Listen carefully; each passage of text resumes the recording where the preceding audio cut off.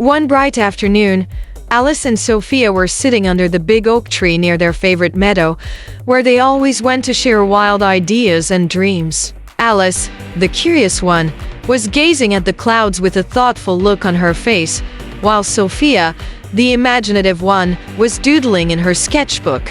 "Have you ever wondered how God created the universe?" Alice asked, breaking the peaceful silence. Sophia blinked and tilted her head. I imagine it's like painting a huge picture, with every star, planet, and tree being a different color. But how do you think God did it?" Before Alice could answer, something magical happened. The wind began to swirl gently, and a shimmering figure appeared before them. It was the angel who had visited them before, with wings that sparkled like stardust and eyes full of kindness. "Hello again, Alice and Sophia," the angel said softly. "I see you're thinking about something big today, how the universe was created. Let me show you something that might help you understand." With a wave of the angel's hand, the meadow around them transformed into a beautiful starry sky, as if they were floating in space. The stars twinkled and planets drifted by, glowing softly. "Creating the universe," the angel began, "is a bit like programming a computer." Alice's eyes widened. "Programming? Like how you write code to make a game or control robots?" "Exactly," the angel nodded.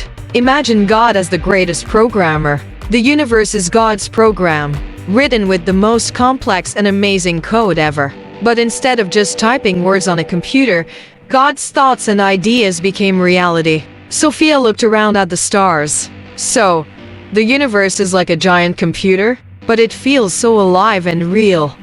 "That's the magic of it," the angel said with a smile. "When you write a program on a computer, it doesn't work until you run it on hardware, like a computer chip. In the same way, God's thoughts and ideas didn't come to life until they were connected to the physical universe, kind of like how your code needs a machine to work. The universe is both the code and the hardware all at once." Alice loved the idea. "So, God is like a super programmer, and the universe is running on that code. But how does everything work so perfectly together? Like the stars, the planets, and even tiny atoms?" "Good question," the angel said, and with another wave of their hand, a glowing atom appeared floating between Alice and Sophia. It looked like a tiny, glowing ball surrounded by swirling lights. "Now, this," the angel pointed to the atom, "is not just a simple piece of matter. It's like a tiny supercomputer." Sophia leaned in closer to the glowing atom. "A supercomputer? How can something so small be so powerful?" The angel smiled. "Imagine this atom is like a little worker in a huge company. It talks to all the other atoms, and together they make decisions about how things should move and behave. Atoms aren't just floating around aimlessly. They're part of a grand system that's constantly computing, figuring things out, and making the universe work." Alice was fascinated. "So, atoms are like tiny machines inside a big cosmic program, always thinking and working together?" "Exactly," the angel agreed.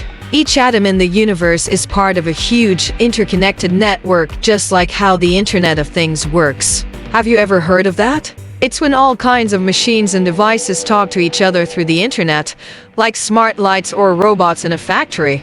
In the same way, every atom in the universe is part of a cosmic system, connected by God's code.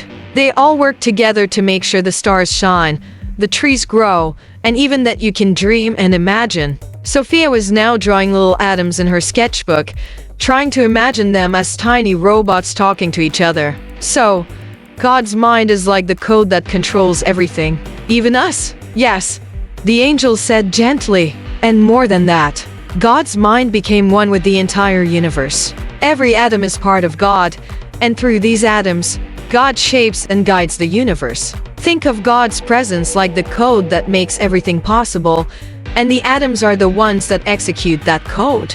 Alice's mind was spinning with excitement.